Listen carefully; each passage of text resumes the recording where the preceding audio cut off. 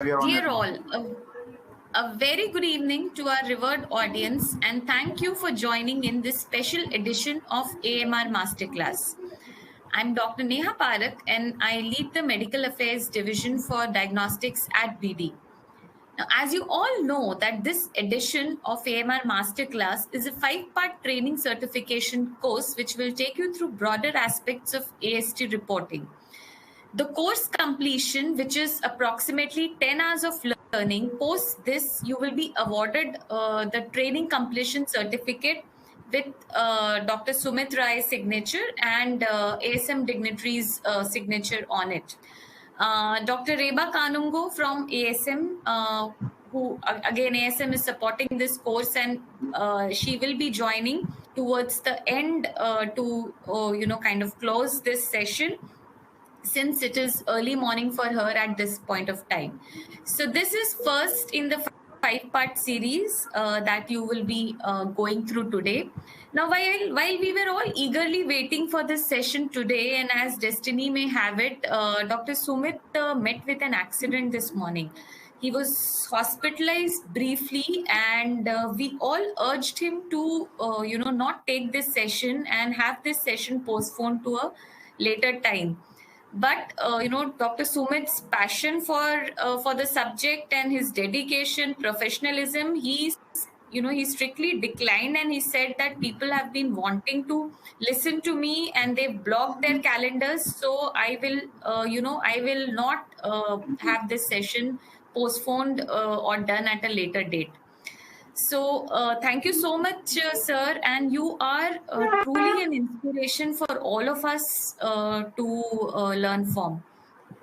Thank you. And with these words, I would like to invite Dr. Sumit Rai for the session. I do not have an introduction. I do not want to introduce Dr. Sumit sir because I don't think that it's required. All of us are well aware of sir's qualifications and his position. And I will not take any more time from this session, and hand it over directly to Dr. Sumit.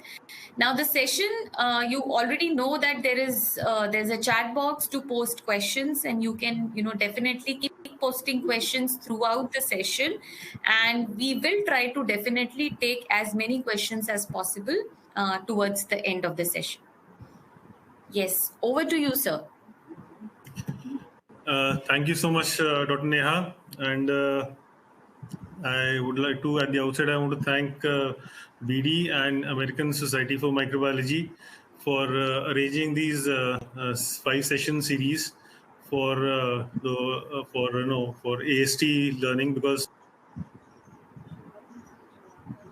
in the today's scenario of antimicrobial drug resistance, and with my background as assessor for NABL, and unfortunately many of the labs are unable to, or maybe they don't know many of the protocols which need to be followed for AST reporting.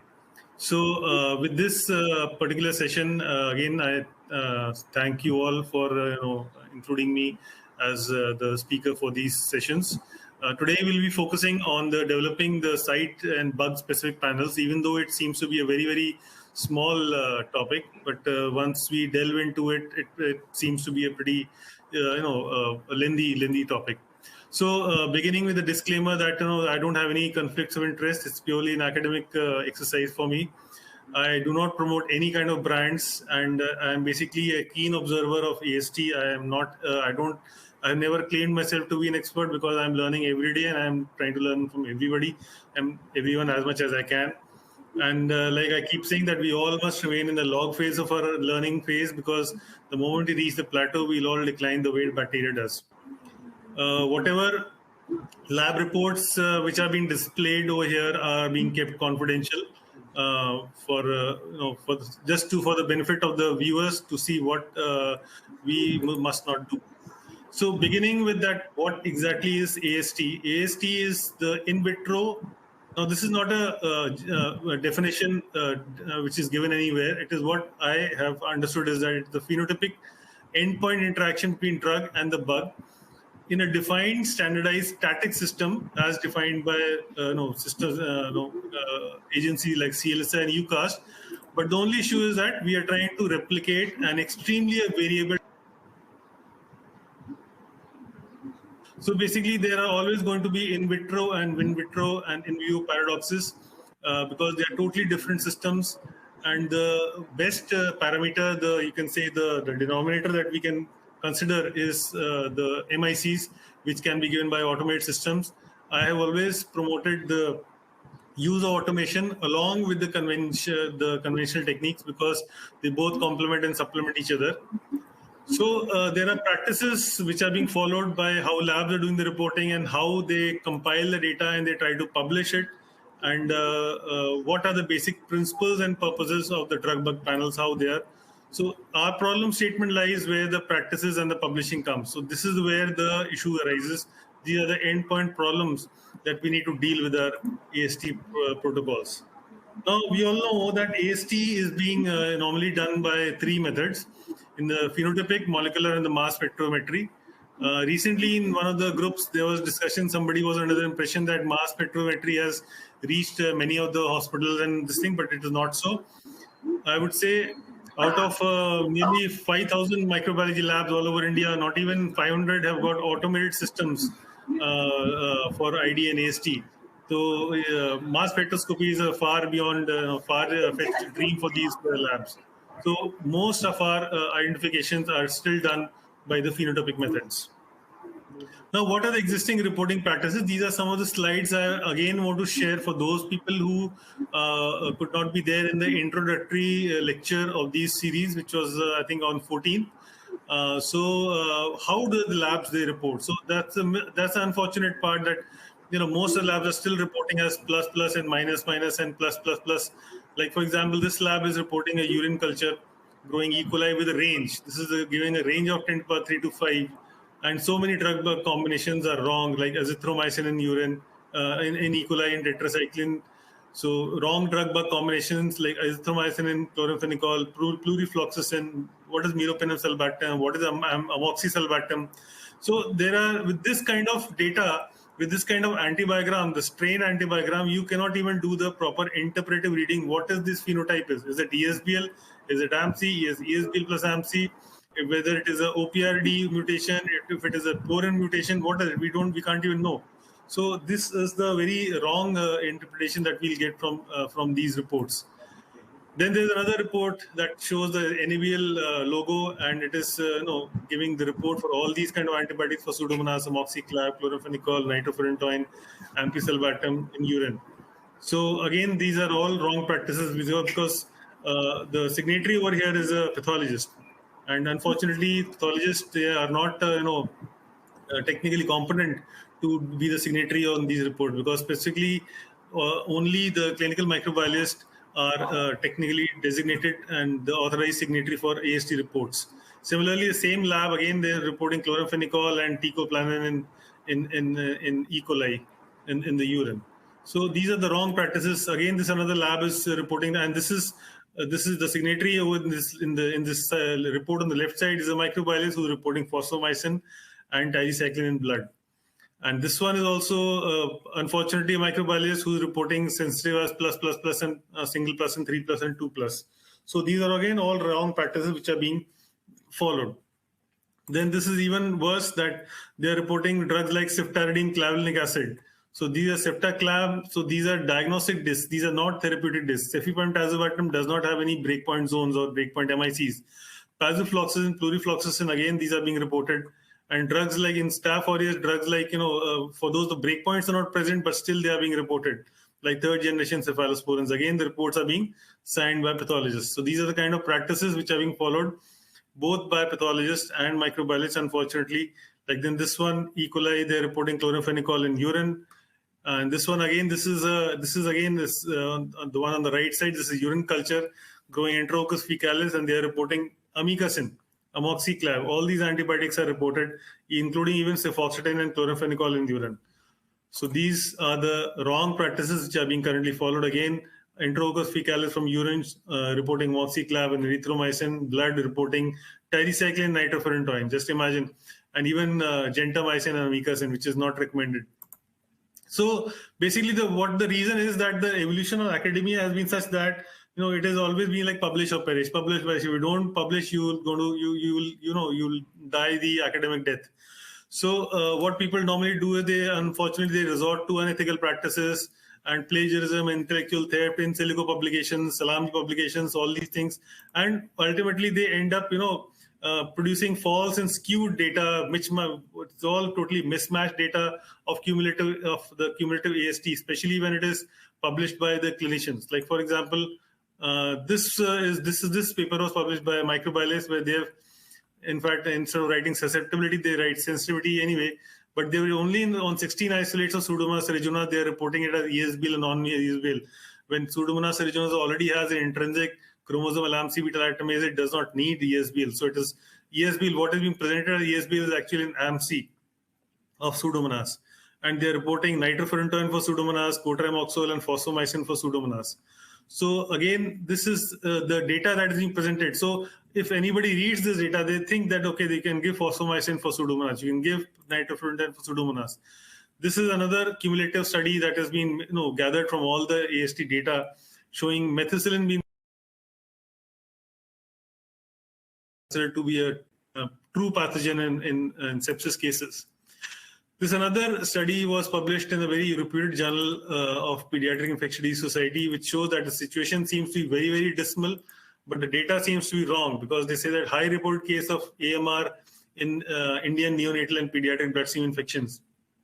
Again, this is most likely a paper which is presented by a clinician, but then they don't understand how cumulative data needs to be presented. And unfortunately, many microbiologists also don't have the idea about what the M39 document says is all about.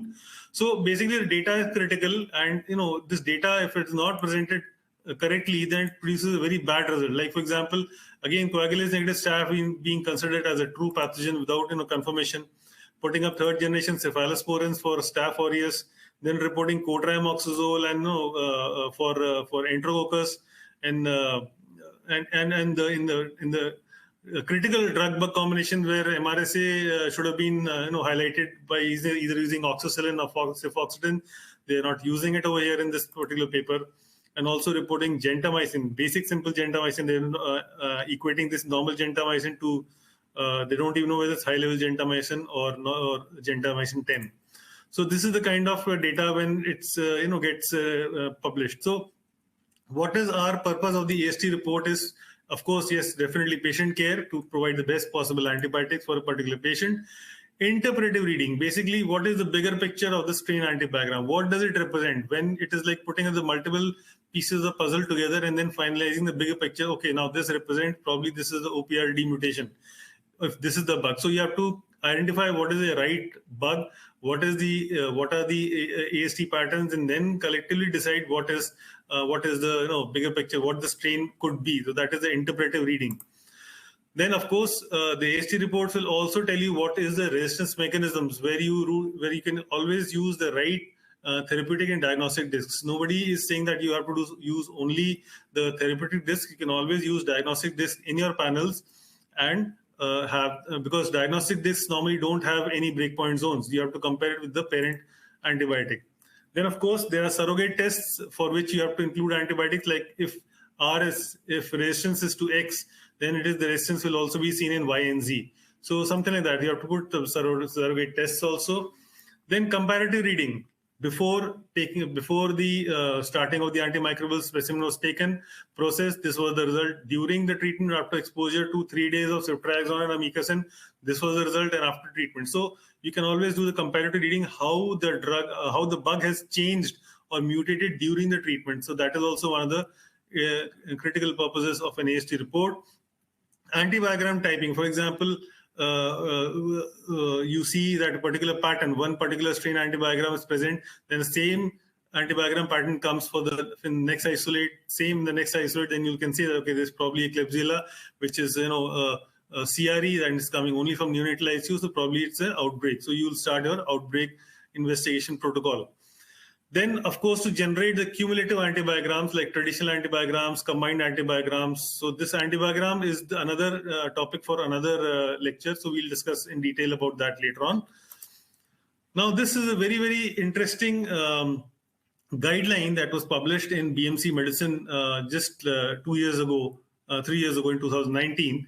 And this guideline, guideline is reviewed what are the problem statements which are present. Like we discussed about what the wrong reporting patterns are. So these reporting patterns are everywhere.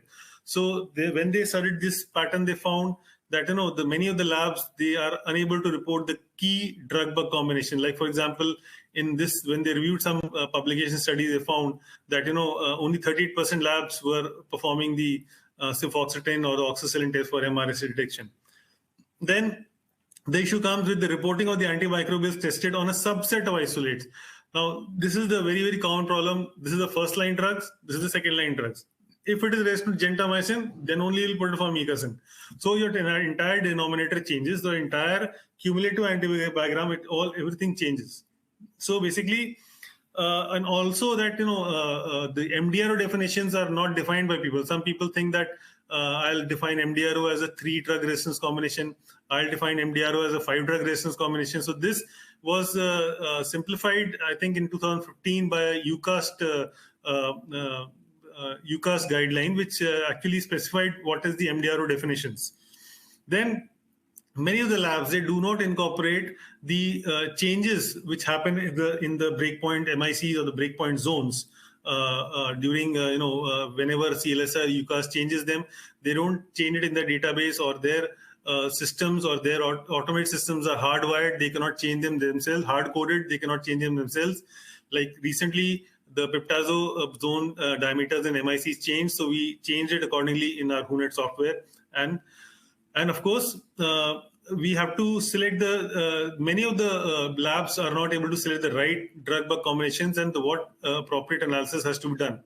Like many labs for Staph aureus, they were reporting cephalosporins and carbapenems as exemplified by the previous reports, which I just showed you. And drugs like third generation cephalosporins and ceftazidime are being reported in Staph aureus, gentamicin being reported in Streptococcus pneumoniae, non-susceptibility to penicillin reported based on the oxacillin curryword distribution, when they should be ideally done by penicillin MIC. And Klebsiella ampicillin, this ampicillin is missing over here, ampicillin susceptible Klebsiella pneumoniae being reported. So that is because ampicillin, Klebsiella is intrinsically resistant to ampicillin.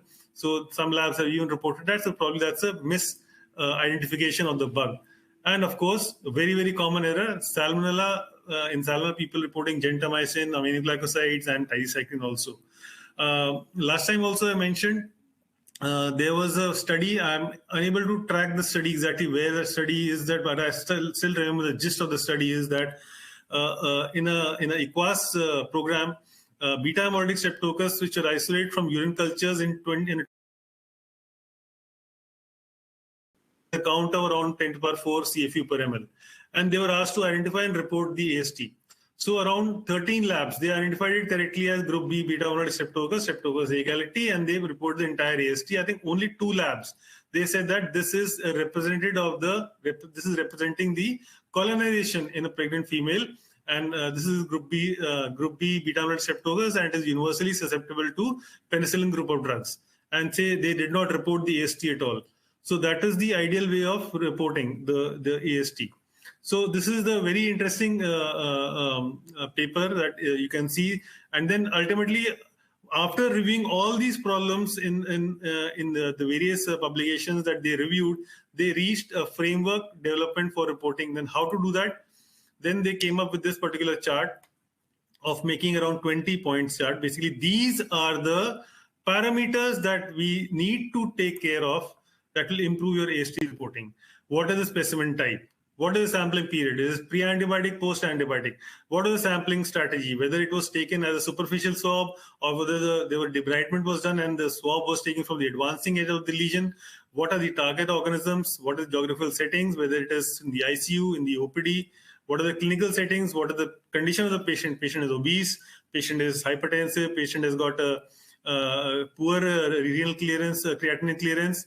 Then how the specimen was processed, the transportation time, whether it was processed with what is the isolation percentage, whether the identification was done properly or not, how the AST was put up, any additional or supplemental tests were put up for detection of AMR, then again AMR definitions. So all these things, duplication of isolates, so that the isolates don't get duplicated, denominators are not changed. So these 20 points were made.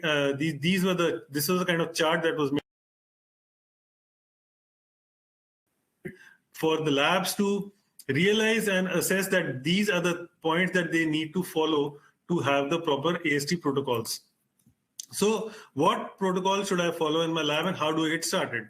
So that is a very common question that we all ask.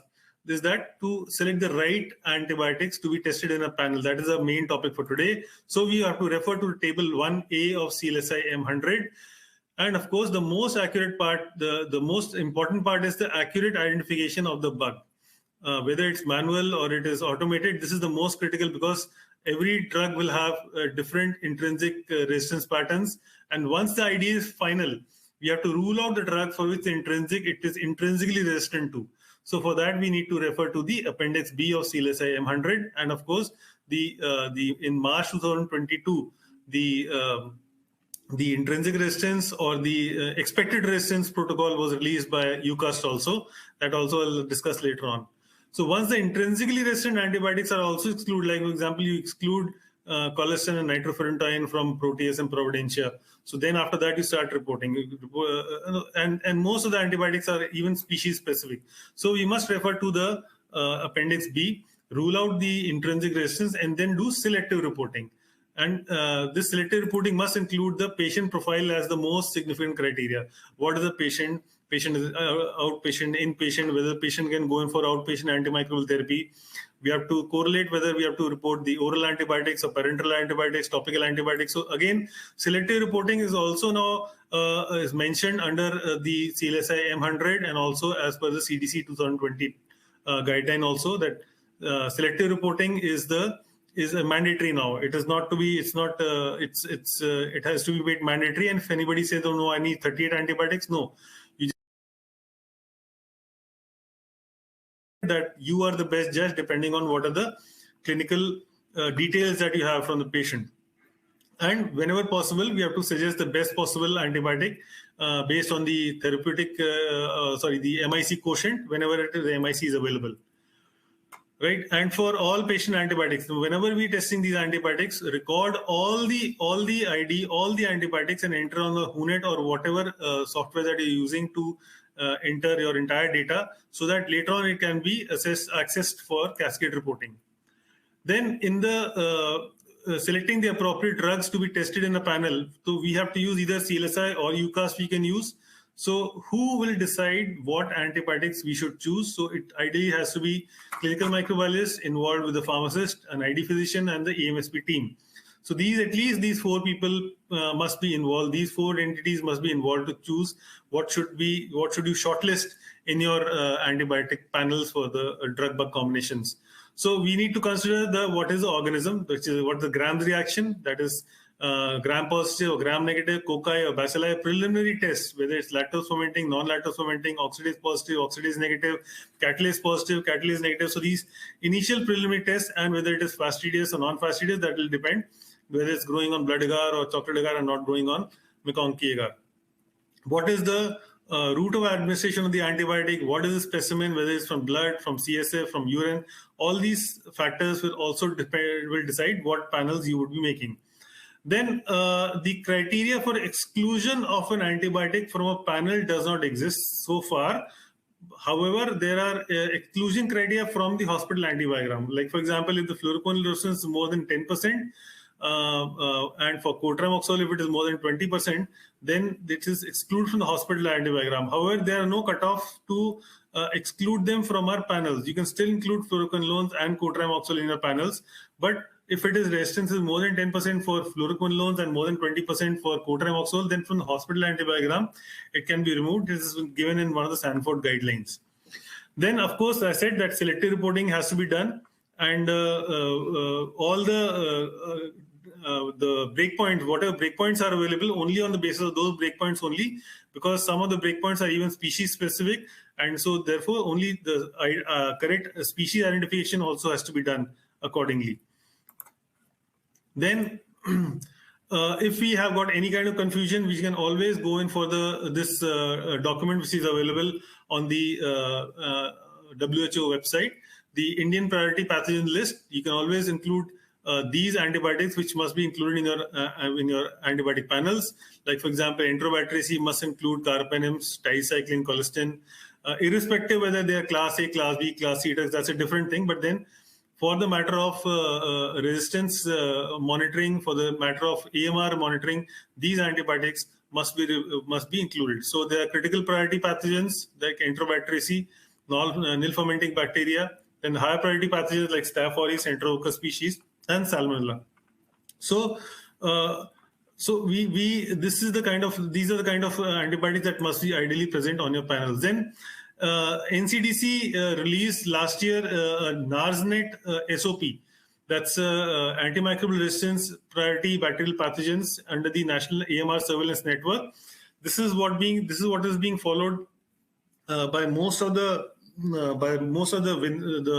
WHO Indian National Surveillance Network programs like CARSNet or MAHASAR or WINSAR-D. These are all following these protocols that in blood we will look for these pathogens, in urine these pathogens, and then again pathogen in which clinical specimen to be included. So Enterococcus, Staph, E. coli, Klebsiella, Acinetobacter, Pseudomonas, isolated from these specimens, they need to be included in your panels.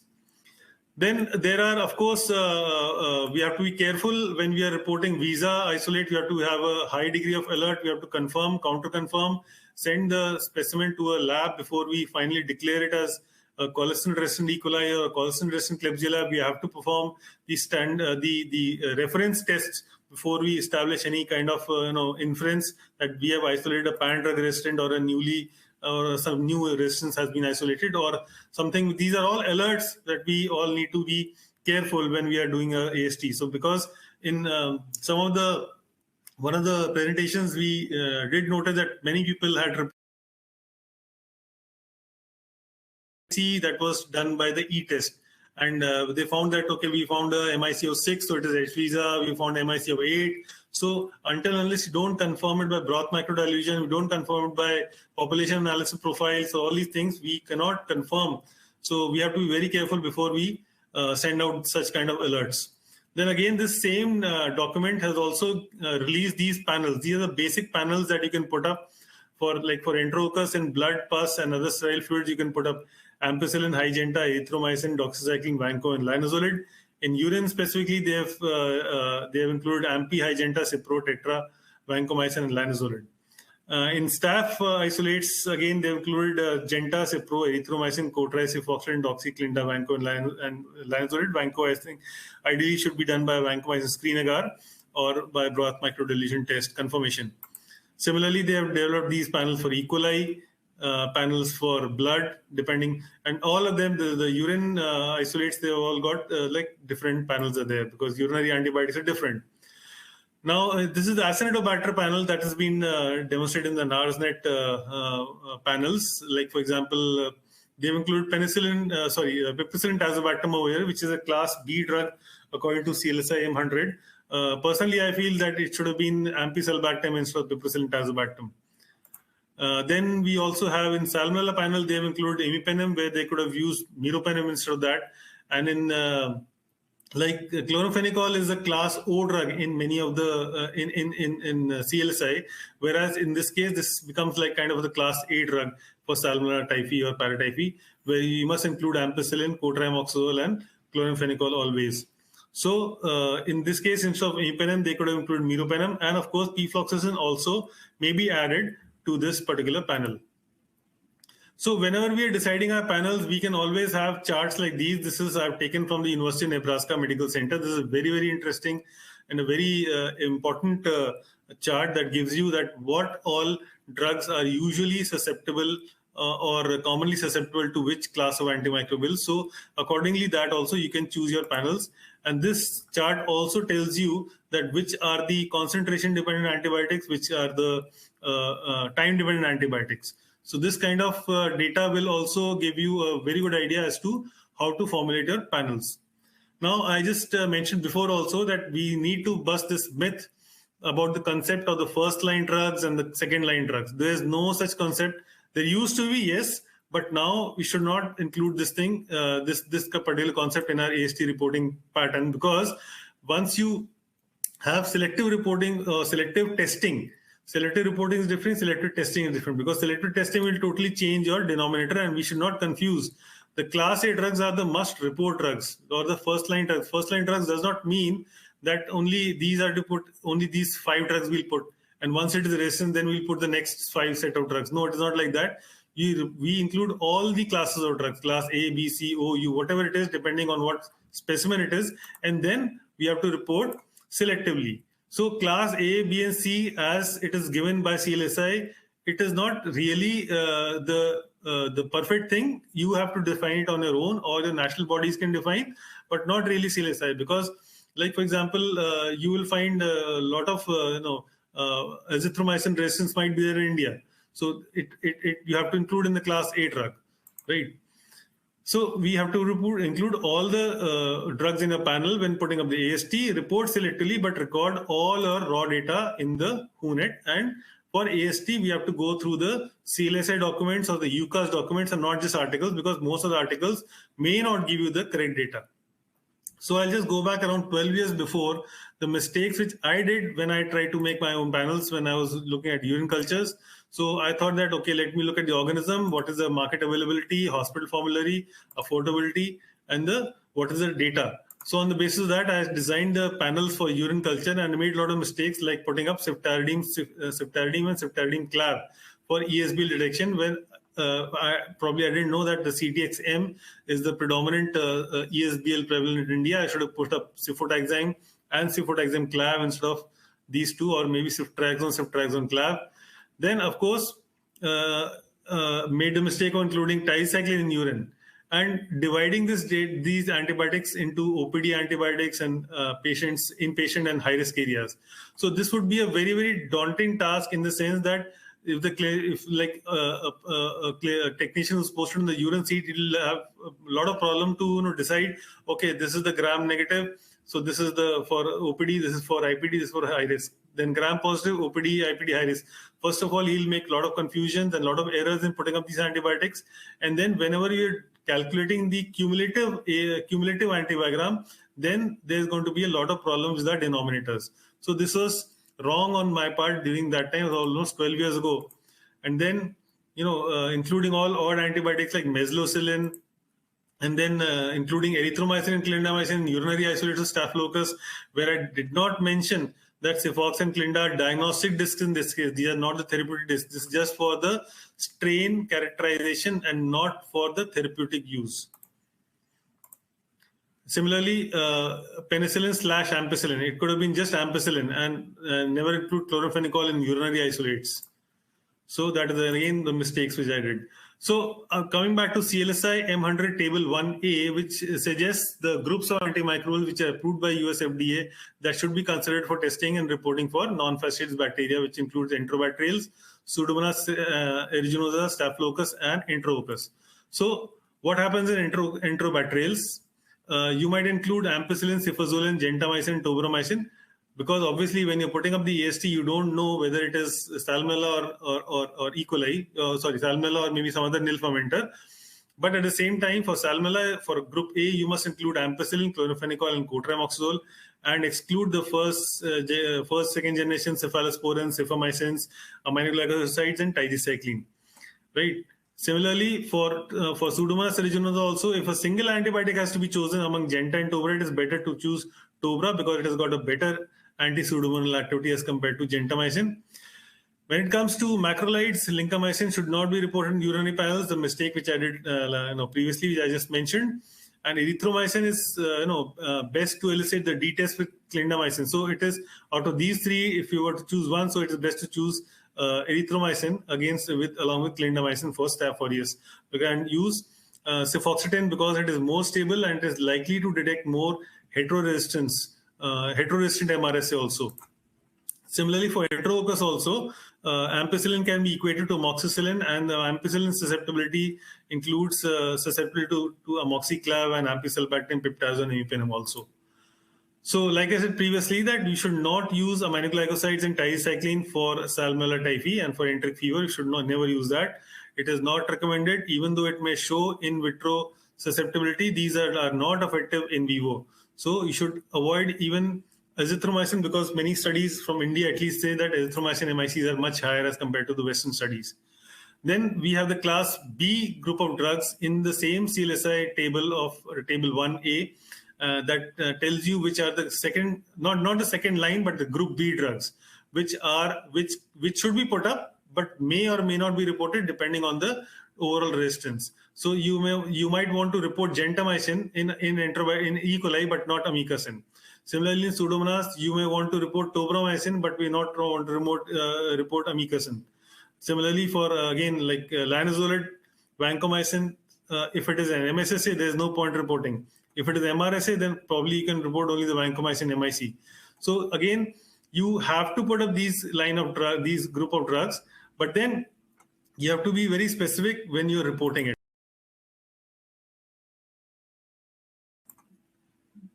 This is the class C group of drugs. I think it's class B written. This is the class C group of drugs and the group U drugs, which are specifically seen in urine. Now, we have to be very, very sure about which are the antibiotics which are not to be reported in which specimen and what patient type. So this is a compilation that I've done that, in blood, we all know that tricycline is never to be given for primary bacteremia. However, it is a secondary bacteremia because of which the bug is seeding from a skin and soft tissue infection. Maybe in that case, you can give tricycline, but for primary bacteremia, it should never be given.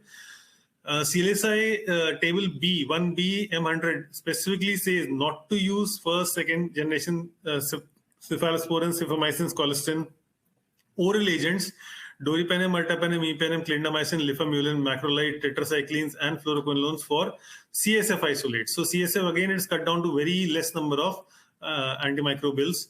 For abscesses where there is low oxygen concentration, because aminoglycosides will not act, because the entry of aminoglycosides is usually an oxygen-dependent process, and therefore, for any anaerobic infections, and we never recommend for aminoglycosides, and never to be given for Salmonella and Shigella as well.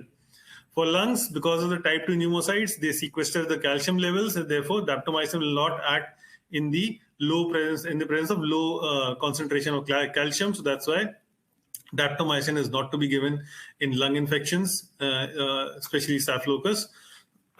In urine, macrolides, tigecycline, chloramphenicol, and clindamycin are not to be given.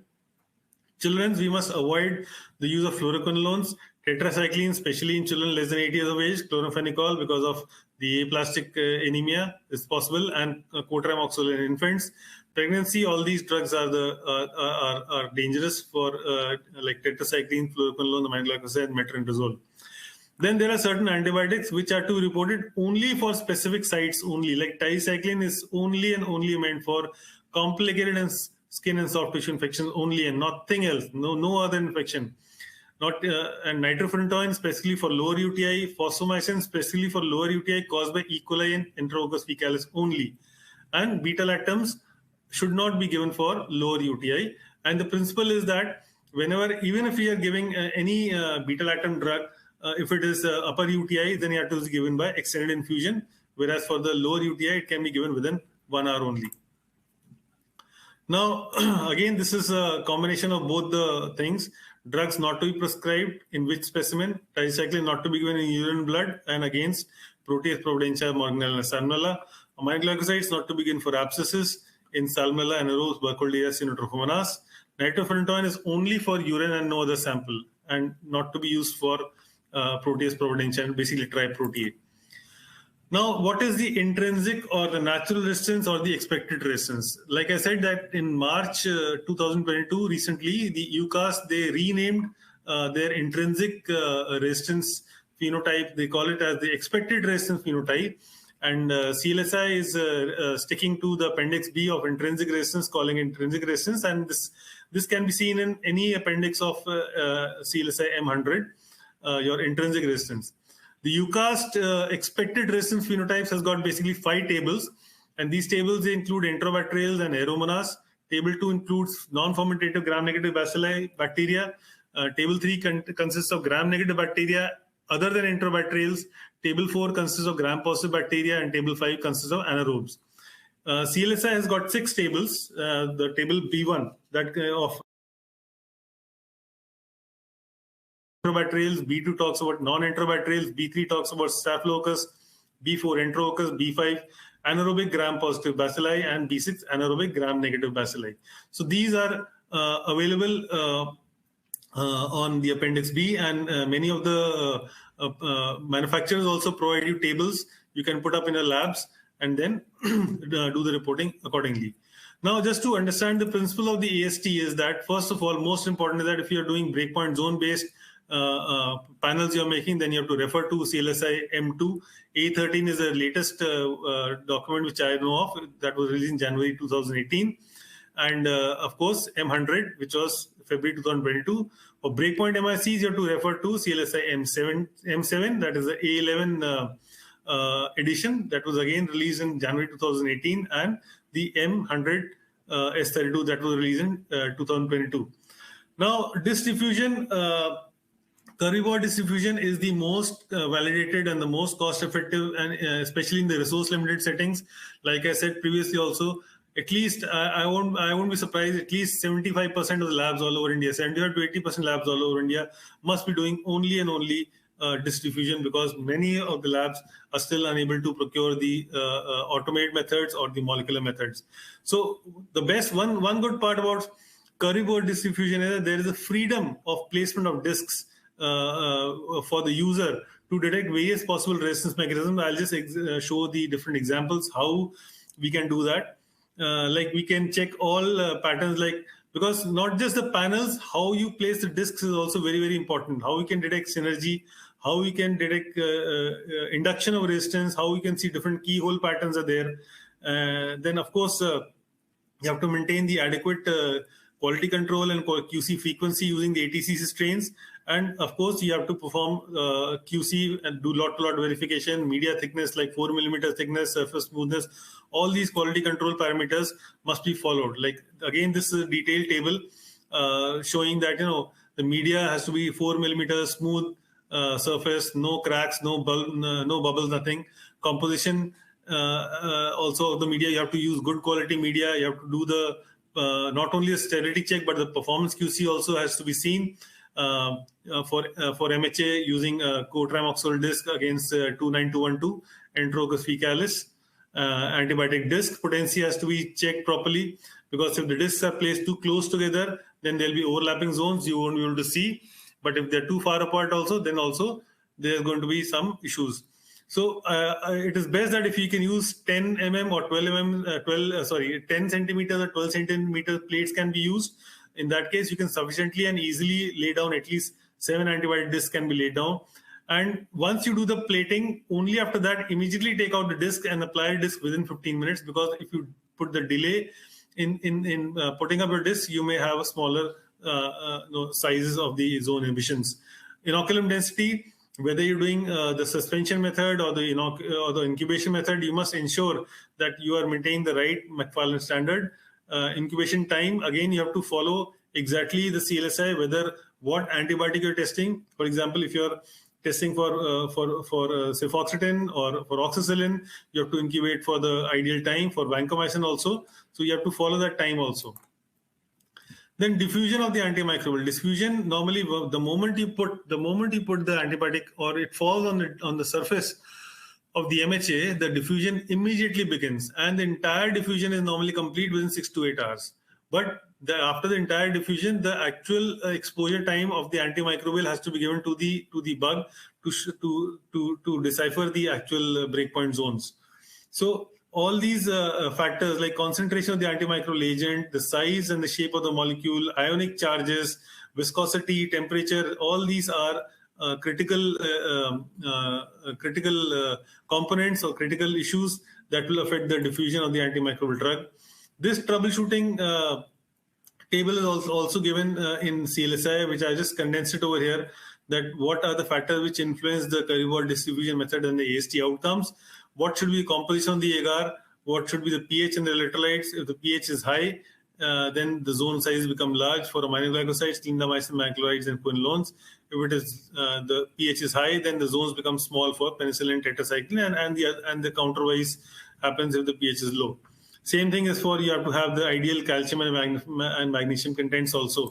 So WHO basically long time back decided in their committee biological standardization for formulation of agar media concentrations that it should be specifically the composition must specifically define the production of components such as peptone and agar, must support good growth, sufficiently buffered. All these criteria were defined by WHO, and then ultimately it was shortlisted that MHA is one of the best media, because there are minimum shifts in the pH during the autoclaving process.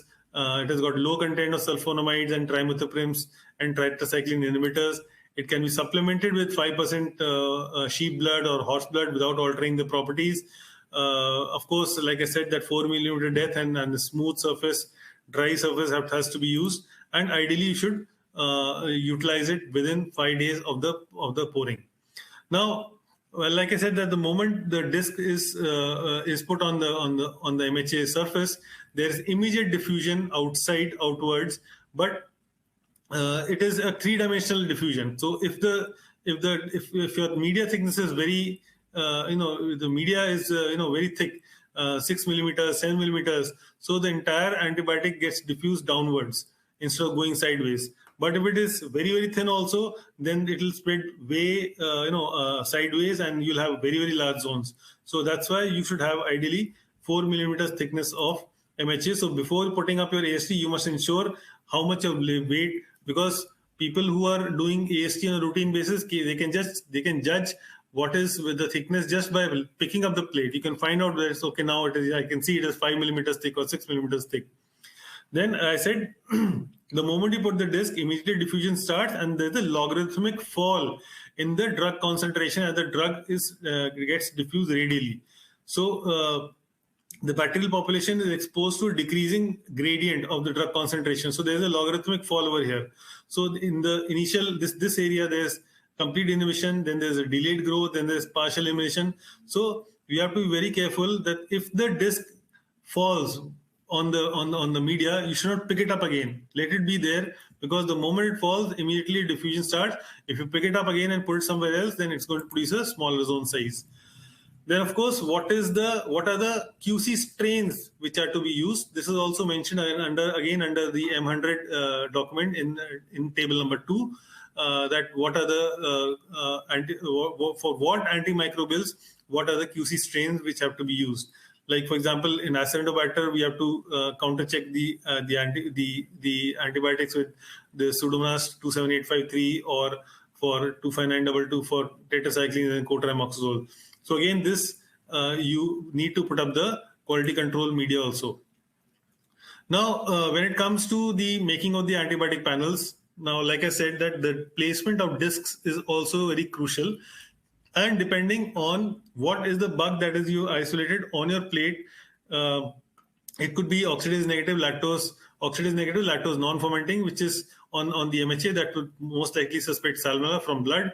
So if you're suspecting lactose non-fermenting GNB from blood, and you're suspecting naturally it is salmonella, then again you have to put up the antibiotics which would cover salmonella as well as probably some other non-fermenting or lactose non-fermenting bacteria from blood. So this panel basically which I have made, which includes most of the antibiotics that would cover for salmonella, like azithromycin, chlorphenicol, pfloxacin, ampicillin, cotrimoxazole. These are to be included for salmonella. Other than that, we have also added ciprofloxacin. Yes, pfloxacin also has been added. The ciprofloxacin breakpoint zones interpretation is different for salmonella. Similarly, in the other plate, we can add imipenem, meropenem, piptazo, cefotaxime clav. Now, cefotaxime clav over here is a diagnostic disc. It's not a therapeutic disc. Then, of course, you may or you may not add cefoxetine depending on what kind of bug you're looking for. Similarly, we have Another panel, this is a B2 panel, which has got the lactose fermenting or late lactose fermenting Enterobatraceae. It could be Enterobatraceae, it could be Acinetobacter, either of these bugs. So this is the panel which has got different. And then again, in this table only, I have mentioned specifically that chlorphenicol, Acinetobacter do not report, Aztreonam, Acinetobacter do not report. These are intrinsically resistant to Acinetobacter if the bug turns out to be Acinetobacter. So these are the manual panels that I'm using as of today, because right now we are yet to get our automated systems. They're still under process. Similarly, we can have this is another B3 panel that we are using, blood or sterile fluid for enterococcus, where we have included ampicillin, gentamicin, vancomycin, tico, chlorphenicol, erythromycin, doxycycline, and linezolid. So these, and for pneumococcus, again, this is for on 5% cheap blood agar. This is the list of antibiotics. And again, for pneumococcus, we mentioned specifically to put up the disc number 2 and 3, that is erythromycin and clindamycin together. Similarly, for the B5 panel, that is the beta-monotic streptococcus panel, also we have put up erythromycin and clindamycin to be put up together. Then we also have panels like the pus panels or the pyogenic samples or purulent samples, which are suspectedly, which are isolating Staphylococcus aureus. For that, again, cefoxitin in the center, erythromycin, clindamycin next to next, 15 millimeters H2H difference, penicillin, cotrimoxazole, Cipro, and chlorphenicol. And over here, we have added vancomycin and teicoplanin, the GRD disc that we call as the glycopeptide resistance detection disc, for which the vancomycin and teicoplanin are on the same disc on the opposite side.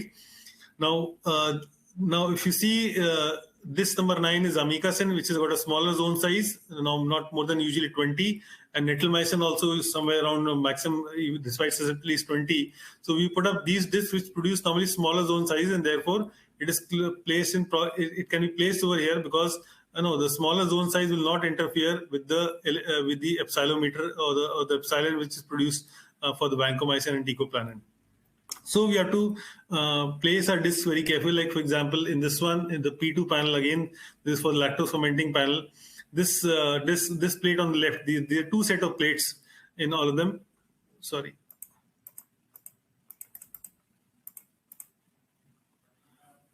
These slides are changing on their own. Okay, now that's okay.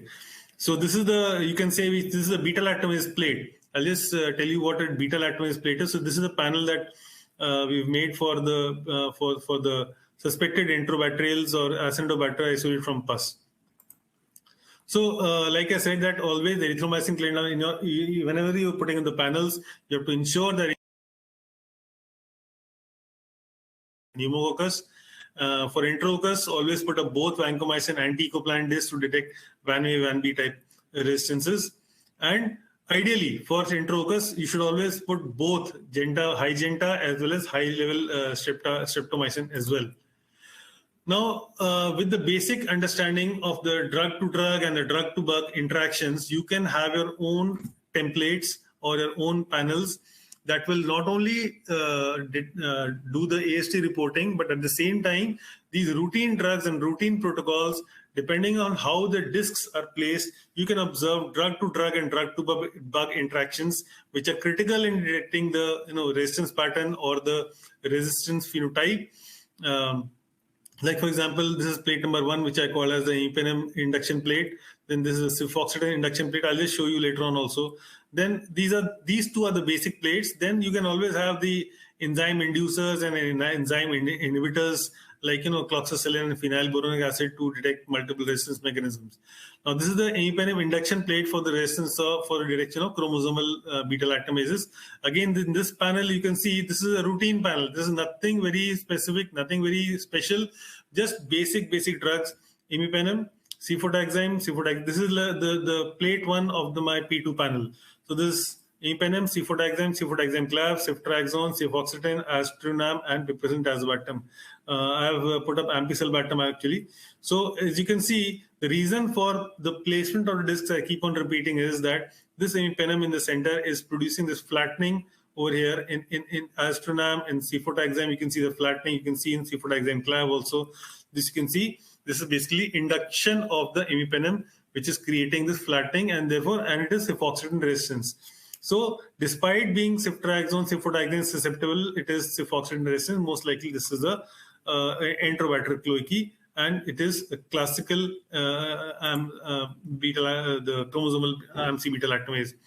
This is again another panel which shows cefoxitin being placed in the center. Again, this is a routine disc. This is nothing that I am putting any separate cloxacillin or boronic acid. Nothing. It's just basic, simple panel with cefoxitin in the center, ceftriaxone. This is, I think, cefotaxime, astronam, piptazo, cefepime, and ceftaroline. Again, this is producing a flattening of the zone. This is also causing induction. So this is basically a cefoxitin induction plate. And the one good thing that you can do is you can add this thing together, that imipenem, cefoxitin, cefotaxime clav, astronam, ceftriaxone, piptazo, and cefotaxime. So this is a combination of imipenem and cefoxitin together, again, to show the flattening that can be seen. Center in the beta lactamase plate plays a very crucial role to detect the resistor type. So if you see synergism between cefotaxime of cefotaxime or ceftaroline with addition of clavulanic acid, it is probably easewell production. So depending on how you're placing your discs, what are the disc combinations on your panels, you can always decide, you can always decipher the bigger picture. You can do the proper interpretive reading can be done. Like, for example, this is also a routine plate which is showing synergy between piperacillin tazobactam and cefotaxime. This is probably ESBL. Again, similarly, over here also there's imipenem in the center, and this is showing a synergy like this over here between astronam and piperacillin tazobactam, and here also between cefotaxime and piptazo, there's a synergy is happening over here, probably a ESBL organism.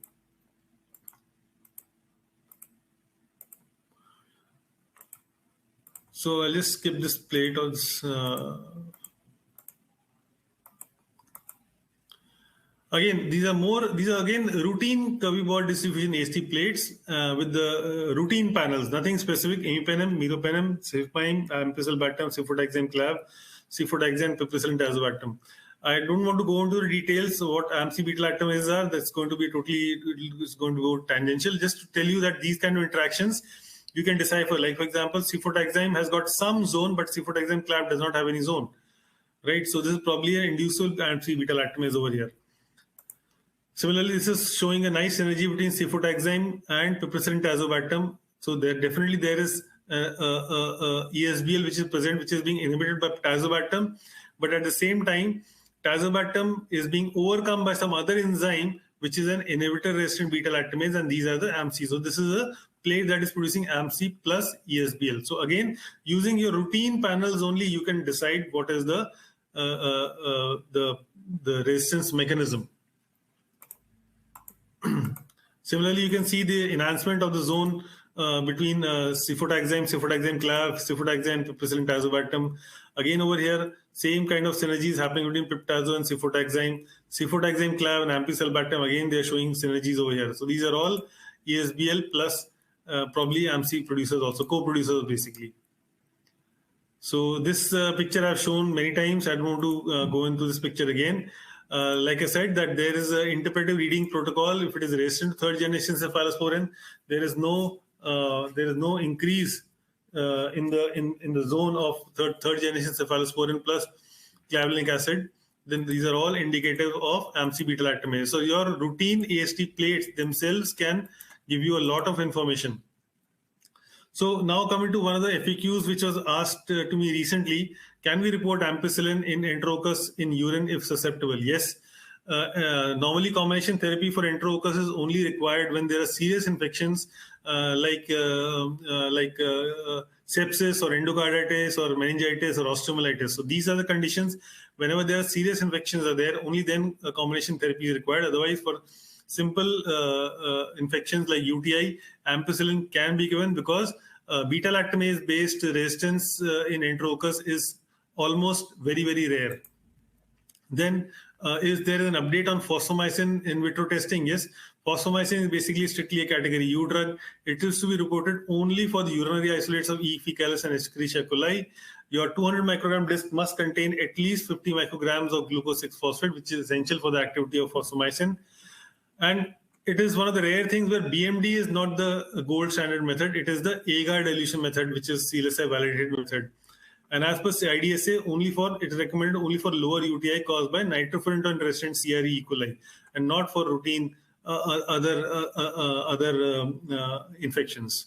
So these are two recent FAQs which I was asked. So I just thought I'll answer those in this particular presentation.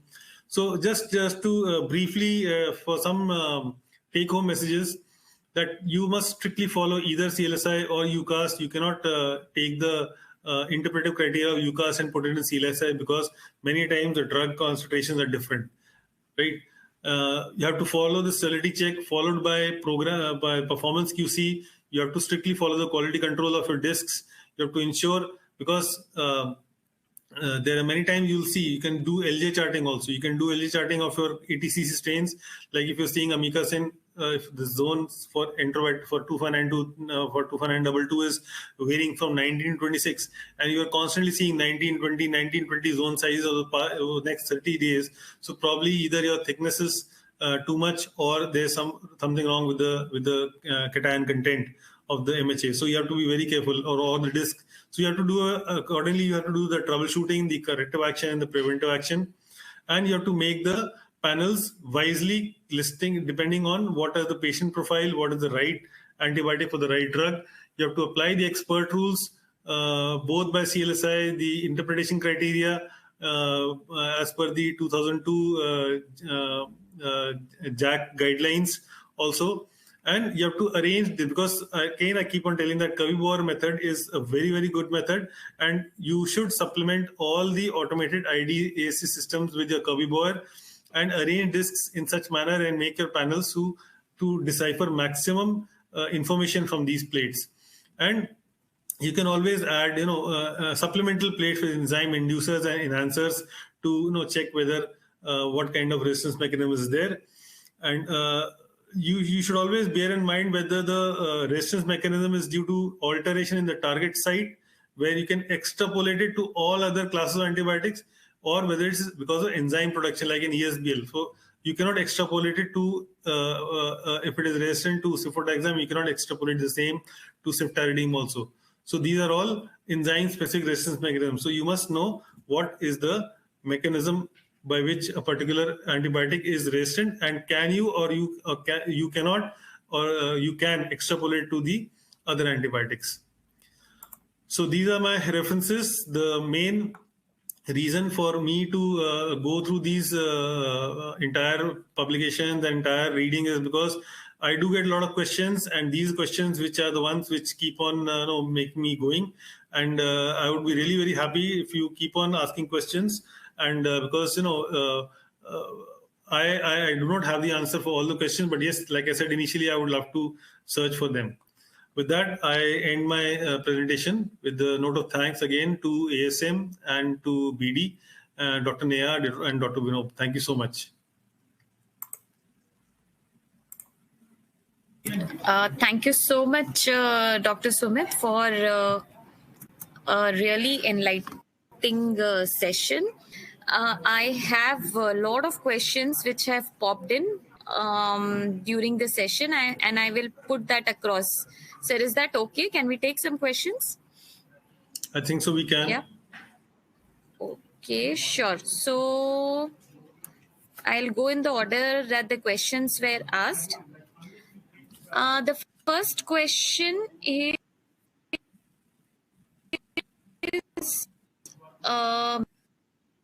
many by Institute of, and he wants to know many antibiotics are used clinically, but there are no clinical breakpoints available, like cefoperazone sulbactam, ceftriaxone sulbactam, meropenem sulbactam, IV fosfomycin. How to deal with them? Should they be included in AST panel? They should not be included in the AST panels, because AST interpretation is strictly based on the guidelines or the M100 document or the UCAS documents. Because you cannot, there is no scale to measure, because the scale has to be there until unless the breakpoints. See, the issue is that every kind of beta-lactamase inhibitor has been combined with every kind of beta-lactam drug. There is a specific website, clavulanic acid website, where clav has been combined with every other antibiotic. The issue is that the PK/PD profiles and the actual concentration, in vivo concentration, how the drug should act, these profiles many a times do not match. So that is the reason why every kind of BL-BLI combination has not been made to use clinically. So whatever which is available, that is clinically, because these are clinical breakpoints we are looking at. We are not looking at we are not looking at epidemiological breakpoints. We look at clinical breakpoints. These are the so that is why cefoperazone sulbactam. Yes, some guidelines they do mention some of the AST panels have incorporated those guidelines, and these have been approved by the FDA also. So that is why these automated systems are still working. So any drug, like for example, if it is included in the automated system, like cefoperazone sulbactam, if it is included in the automated system, it can be included FDA approved.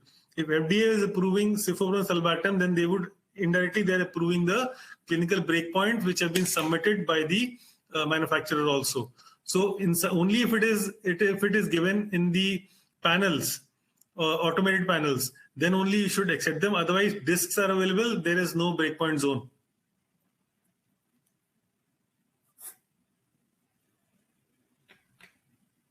Sure. Thank you, sir. So the next question that we have is Yeah. Yes, you're able to hear me, sir? Yeah. Hello. Yes. Yeah, I can hear you now. Next question. Yeah. So the next question is from Narendra Singh from UCMS and GTBH. He wants to know what are the indications of ceftazidime avibactam combination for which bacteria and which specimens. So Cefta AV is specifically meant for your KPC based KPC producers, the serine carbapenemases, and for Pseudomonas aeruginosa, serine and oxa based resistance mechanisms, which are not so common in India. So that is why ceftazidime avibactam per se alone will not be very gratefully successful in India, because we have got predominance of NDMs. So like multiple studies have already been published. In that case, Cefta AV will work only along with Astronam. So it is best that you take the discs for both of them, and you can put both the discs together to see the synergy formation. If synergy formation is there, in that case, you will say that you can interpret that this synergy is seen between Cefta AV and Astronam. Therefore, this combination is likely to work. And since both are beta-lactam drugs, both can be combined in the same vial, and both can be given as extended infusion of 2 to 3 hours. Sure. Thank you, sir. The next question is from Dr. Aragya Das from NCI AIMS New Delhi. Sir, please explain what do therapeutic and diagnostic discs refer to? Now, there are certain discs which are therapeutic in the sense that their result can be used to treat the patient. Like, for example, cefoxitin. Cefoxitin is, you can say, it is a diagnostic disc for when it comes to Staph aureus, because it is diagnosing whether the strain is MRSA or MSSA. At the same time, it can be used as a diagnostic as well as a therapeutic disc for enterobacterials, where cefoxitin will not only predict the AMC production, it can also be given as a treatment also. Similarly, erythromycin, clindamycin, like I said, erythromycin, clindamycin, in this case, they are therapeutic discs when it comes to treatment of Staphylococcus aureus from pus samples, whereas there are only diagnostic discs when it comes to Staph aureus from the urinary isolates, because we normally don't give erythroclinda for urine. So in that case, they are just to diagnose whether ICR is there, inducible clindamycin resistance is there or not. So a diagnostic disc like Cefta and Cefta-Clav, like plain Cefta and Cefta-Cefta-Clav. So in that case, Cefta-Clav is a diagnostic disc. It's not a therapeutic disc. It's just meant to diagnose the characteristic feature of the bug. It is not there to treat the bug.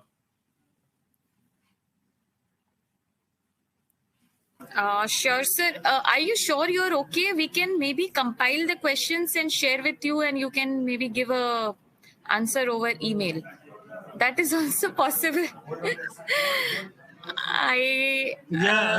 you can have a couple of more.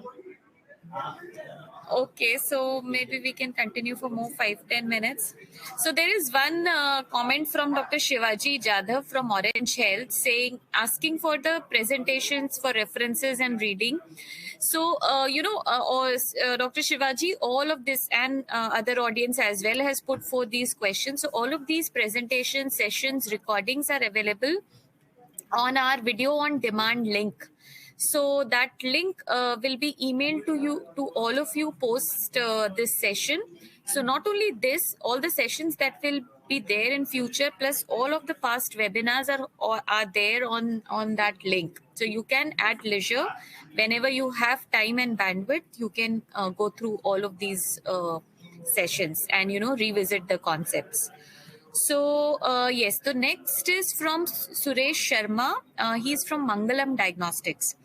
So, Dr. Sharma wants to ask, can we report third generation cephalosporins for Staph aureus report according to cefoxitin? Ideally, you should not. Why? Because, like I said, resistance in Staphylococcus aureus is by two mechanisms. One is beta-lactamase production. So almost all the Staphylococcus are definitely beta-lactamase producers because they are invariably penicillin resistant. And if it is a MSSA, in that case, you don't need to give third-generation cephalosporins. It is not required. In fact, you should go in for the beta-lactamase stable penicillin like cloxacillin, flucloxacillin, and dicloxacillin. They would be far more effective as compared to third-generation cephalosporins because these dicloxacillin and flucloxacillin, they do not induce beta-lactamase enzymes. Whereas the third-generation cephalosporins, they can induce beta-lactamase enzymes. So for the long-term benefit of the patient, to reduce the, you can say the de-repressed flora in the gut, or in the patient, you should avoid the use of third generation cephalosporins in Staph aureus. When cloxacillin, dicloxacillin, flucloxacillin, simple, cheap, and effective drugs are available for MSSC, you don't require. If it is MRSA, in any case, none of the beta-lactam drugs will work, right? So in that case, in any case, you have to go in for glycopeptides or some higher-end drugs. Right. So I'm getting a lot of comments from the audience saying it was an excellent presentation and thank you so much, Sumit sir. So I'll share a compiled report, sir, with you of all the comments that we have got. So this next question is from Dr. Dipti Dhanvante from HN Reliance Hospital, Mumbai. She wants to know if we can use a combination of CLSI and UCAS together. I had just mentioned this also because their interpretations are different unless and until it is the same antibiotic, it is the same disc strength is being used. Unless it is the same, you should not compare. There are two separate guidelines. The criteria to create the clinical breakpoints are different, so you should not mix one with the other. Right. Absolutely agree on that, sir. The next question is from this viewer is from Philippine Heart Center. And he wants to know what is your drug of choice for pan-drug resistant organisms? Pan-drug resistant organisms, this is a very, very vague question, I would say. But in any case, Yeah. 2022 again, recently in March or I think in April only, IDSA released another version of the treatment for MDROs, PDROs, and AMC organisms. So this is, it'll all depend on what is the resistance mechanism. What do you consider as pan-drug resistant? So if it is a Proteus, which is a carbamazepine producer, then what do? You can't give colistin, you can't give fosfomycin, you can't give so many drugs. So ultimately, what might work in this case is probably piperacillin tazobactam, because the resistance mechanism is different. So it is totally dependent on what is the bug that you're getting, what is the resistance mechanism, whether it is KPC, whether it is OXA, whether it is NDM, whether it is AMC plus ESBL. So that will all depend on what is the mechanism of resistance. So if you see these tables, and also the site, of course, what is the site? Like I mentioned that fosfomycin is to be treated only for CRE, E. coli, for lower UTI, nitrofurantoin resistant. Right? So it has got such a specific use, whereas people are using left right center for anything. Sure. Thank you, sir. So, sir, I will not take more of your time, and I understand. I understand, the pain and the discomfort that you are going through post whatever has happened in the morning. So I will compile the questions and send it across to you. And you can maybe, once you feel better, you can just go through and put down your comments. And we will share this on our email group. So you can, all of you, the viewers can access the your emails to have the answers to the questions. And we will also share with you the recording link where you can, view the RVOD link where you can view the recording of the session post today's session. The next session, the next in the series is on 8th of June. So please look out for invite with the link on your email. So you have ample of time to revisit the concepts that were taken through during the session. If there are any further questions, that can as well be sent to us, and we will try to get back to you with Sumit sir's comments on those questions. I'm not sure if Reba ma'am will be able to join, because I had asked her for 6 o'clock India time, and it's 5:22, and we are wrapping up early because of Sumit sir's health today. So I'll send this note to her, and we can probably close the session. From next session onwards, Reba ma'am will be available to moderate the session as well. So thank you so much, audience, for joining in today, and we hope that you had a good learning, enriching session today. And I would, like to specially thank Dr. Sumit Rai for taking out time and taking this session in spite of the health issues that he went through today. Really appreciate, sir, and I thank you on behalf of the entire audience as well. Thank you. Thank you so Have a much. good rest of the evening. And yes, see you during the next session, 8th of June. Bye. Thank you. Thank you.